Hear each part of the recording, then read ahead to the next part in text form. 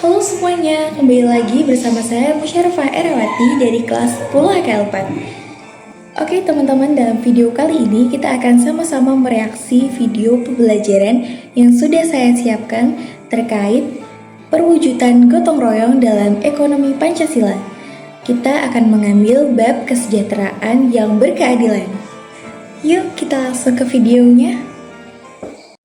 Halo sahabat Beni, kalian pernah gak sih ngerasa kalau hidup itu kadang gak adil? Kayak misalnya ada yang kerja keras dari pagi sampai malam, tapi tetap aja harus ngirit buat beli makan siang. Sementara ada orang lain bisa liburan tiap bulan tanpa mikir, bahkan sampai bisa beli pulau. Iya, rasanya tuh kayak lagi main Mobile Legends, tapi tim lawan pakainya 5 hero OP, sedangkan tim kita cuma dapat hero-hero yang udah kena nerf. Gak adil kan?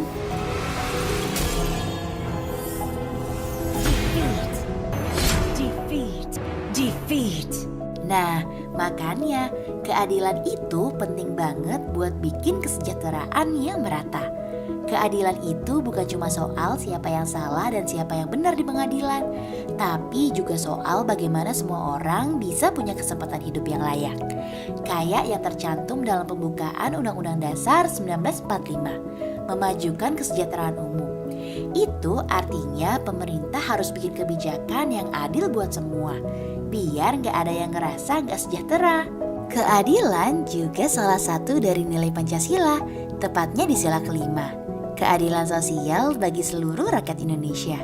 Artinya bukan cuma segelintir orang aja yang bisa mengakses keadilan, tapi seluruh rakyat Indonesia, dari Sabang sampai Merauke, dari Miangas sampai Pulau Rote. Bayangin deh, kalau setiap anak di Indonesia dari kota sampai pelosok bisa punya akses pendidikan yang sama. Gak ada lagi tuh cerita anak di desa harus jalan kaki berpuluh-puluh kilometer buat sekolah, atau harus nyeberangin sungai hingga taruhannya nyawa. Sementara di kota, anak-anak bisa naik bus sekolah atau cuma jalan kaki karena dekat banget sama rumahnya. Gak cuma pendidikan, keadilan juga harus ada di aspek kesehatan. Pasal 28 HUUD 1945 bilang kalau setiap orang berhak atas hidup sejahtera lahir dan batin, termasuk hak atas lingkungan hidup yang baik dan sehat. Jadi kalau ada orang yang sakit tapi nggak bisa bayar rumah sakit, itu artinya masih ada yang perlu diperbaiki dari bidang kesehatan kita. Pemerintah punya kewajiban untuk bikin kebijakan yang memastikan layanan kesehatan terjangkau buat semua orang.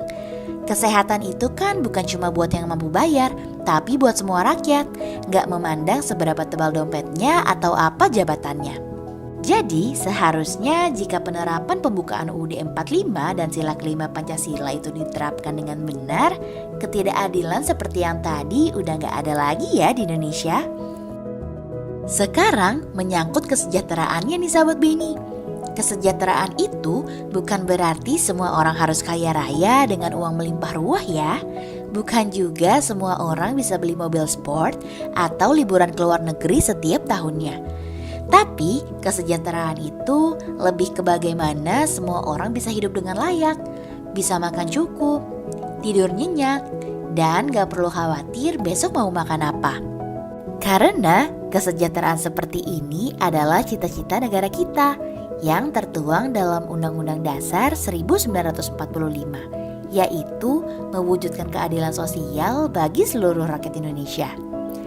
Kesejahteraan itu adalah hasil akhir dari keadilan yang ditegakkan. Tanpa keadilan, yang terjadi malah kesenjangan.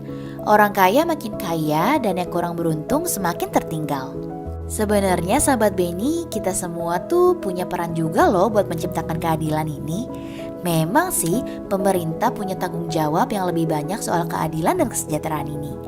Tapi kita juga bisa jadi bagian dari perubahan, kayak ikut kegiatan sosial, dukung gerakan keadilan, atau bahkan sekedar ngingetin teman-teman kita kalau hak dan kewajiban kita diatur dalam Undang-Undang Dasar 1945 dan Pancasila. Sekarang yuk sama-sama kita bergerak. Biar keadilan dan kesejahteraan bukan cuma jadi slogan di buku PPKN atau undang-undang aja, tapi jadi nyata dalam kehidupan kita sehari-hari. Karena pada akhirnya cita-cita negara yang adil dan makmur itu bisa kita capai bareng-bareng. Asal kita mau peduli dan bergerak, bukan cuma nunggu respon kayak di game. Karena pada akhirnya sahabat Benny, kalau bukan kita yang peduli, siapa lagi? Kalau bukan sekarang, kapan lagi? Perubahan itu dimulai dari hal-hal kecil kan?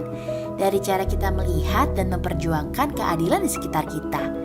Jangan sampai kita cuma jadi penonton dalam hidup ini, tapi jadilah pemeran utamanya yang ikut mengubah arah permainan. Karena masa depan yang adil dan sejahtera itu adalah hak kita bersama, dan kita semua punya peran penting di dalamnya. Jadi, mari kita bergerak, mari kita berjuang demi Indonesia yang lebih baik, lebih adil, dan lebih sejahtera. Kita bisa kok kalau kita berusaha sama-sama dan juga pemerintahannya.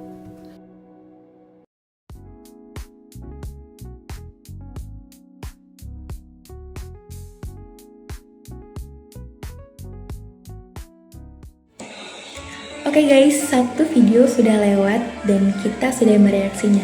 Di video itu ada keadilan dan juga kesejahteraan. Untuk keadilannya ini sangat detail dan sangat-sangat suportif bagi kita, generasi bangsa yang masih muda-muda ya. Oh iya, saya masih punya satu video yang sangat berkaitan dengan kesejahteraan. Kita reaksi lagi bareng-bareng yuk.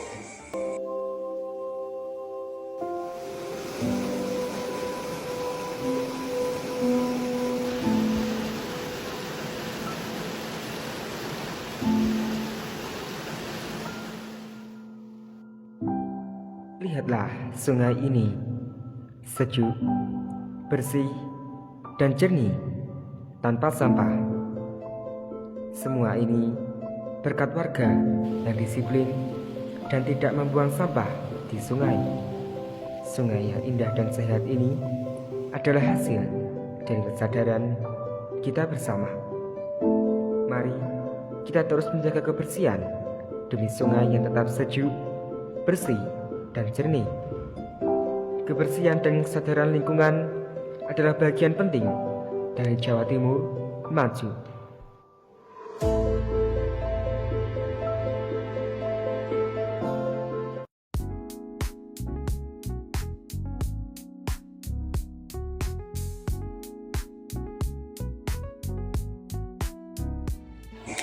Terima kasih saya ucapkan kepada teman-teman yang sudah menemani saya pada reaksi video kali ini. Semoga ilmunya bermanfaat dan berkah bagi kita semua. Jangan lupa di like dan juga reaksi kalian komen di bawah ya. Bye bye, see you next time. I'm swimming in everything you said. I'm thinking about jumping in it. Instead, I got you skinny dipping.